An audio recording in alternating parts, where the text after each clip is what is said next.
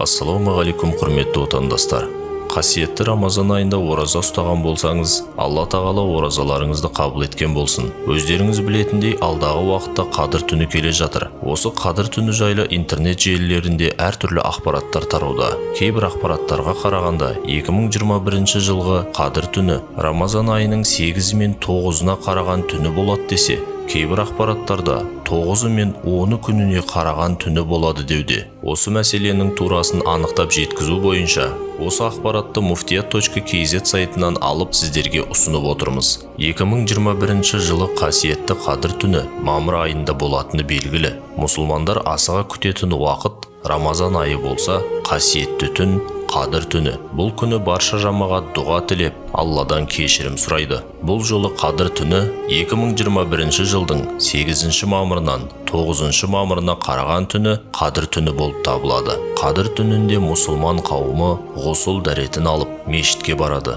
Жамағатпен намаз оқып, уағыз тыңдайды. Енді бірі үйінде отырып құлшылық етеді. Бұл түні адамның бір жылғы тағдыры жазылатыны айтылған. Сондықтан Қадір түнінде намаз оқып, Құран сүрелерін оқып, Алладан кешірім тілеп, береке тілеп, уақытын сауапты іске арнағаны абзал. Бұл түні адамға бір жылғы береке несібесі, байлығы жазылатыны айтылған. Қадір түні кешкі ауыз ашқан сәттен бастап таңғы ауыз ашар уақытына дейін жалғасады. Кейбіреулер Қадір түнін Қыдыр атамен шатастырады. Алайда бұл күні Қыдыр ата ел араламайды. Көктен періштелер түседі. Дұға еткен адамның тілегін Аллаға жеткізеді. Бұл түні періштелердің саны жер бетіндегі тастардың санынан да көп болатыны айтылған.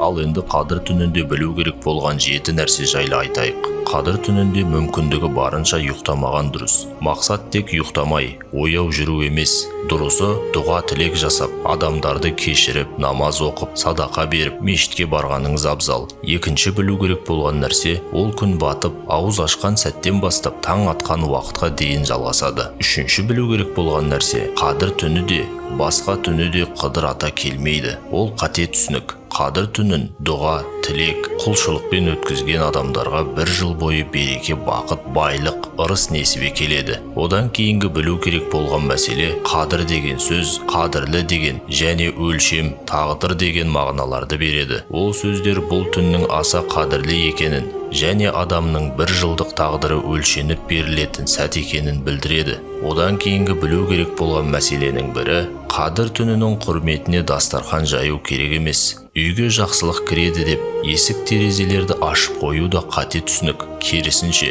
Алла сіздің дұға жасап, намазға жығылып, кешірімді, мейірімді адамға айналғаныңызды қалайды. Бұл түні сізден өзгеріп, мүлде жақсы адамға айналғаныңызды күтеді. Сондай-ақ Қадір түні ең жақсы амал Құран оқу, аудармасын оқып, мағынасын түсінуге ұмтылу, сосын намаз оқу, ата-ананы қуанту. Ал енді Қадір түні жайлы білу керек болған ең соңғы мәселе бұл жастарға қатысты. Жастар Қадір түнін өткіземіз деп топ-топ болып жиналып бір жерге барып бас қосуы бұл дұрыс емес амал болып табылады. Қадір түнін өз үйіңізде, ата-анаңыздың қасында, туған туысқандардың алдында өткізгеніңіз абзал болады. Ал енді осы жалпы ақпараттар сіздерге пайдалы болған болса, онда Алла тағалаға мақтаулар болсын. Жаһандық пандемия кезінде құлшылықтардың өз деңгейінде орындалмай қалғандары баршылық. Сол себепті өткізіп алған құлшылықтарымыздың орнын толтыруды Алла тағала сіздермен біздерге жазған.